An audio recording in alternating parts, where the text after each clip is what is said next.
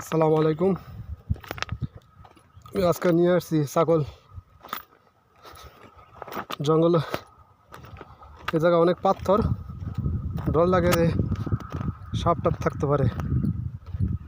অনেক সাপ আছে এই দেশে, রাসেল ভাইপার পাথরের সাথে বসে থাকে, চুপচাপ বয়ে থাকে। রোদ, অনেক গরম রোদ। আমাদের একটা সাথী টমি, হায় না, পোষা কুত্তা ছাগলের পাহারা দেয়। টমি, যা ছাগলের কাছে যা, ওই দেখ ছাগল সরিয়ে দিতেছে গা। জঙ্গল, বুঝছেন, অনেক বড় জঙ্গল। এ জায়গা ঘাস আছে মোটামুটি, ছাগলে খাইতেছে।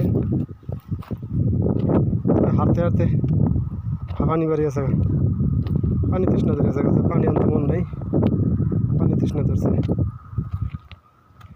দেখছেন এই জঙ্গল, জঙ্গলে ছাগল নিয়ে আসলাম ঘাস খাওয়ার জন্য।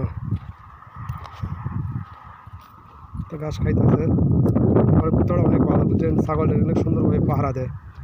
ছাগলের কাছে কে কে আসতে পারে না, এমনভাবে পাহারা দেয়। এই যে একটা গ্রাম, এই জায়গাটা হলো আপনার আবহা মাহাইল। আবার আবহা মনে হয় ডিস্ট্রিক্ট, মাহাইল একটা থানা।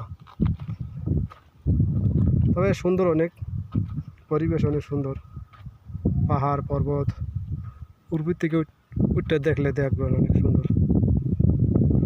কোথাও বসতে হইবে গাছতলা, এ জায়গা কোথাও ছেওয়া আছে, সেওয়াটা মানে কোথাও বইতে হইবে।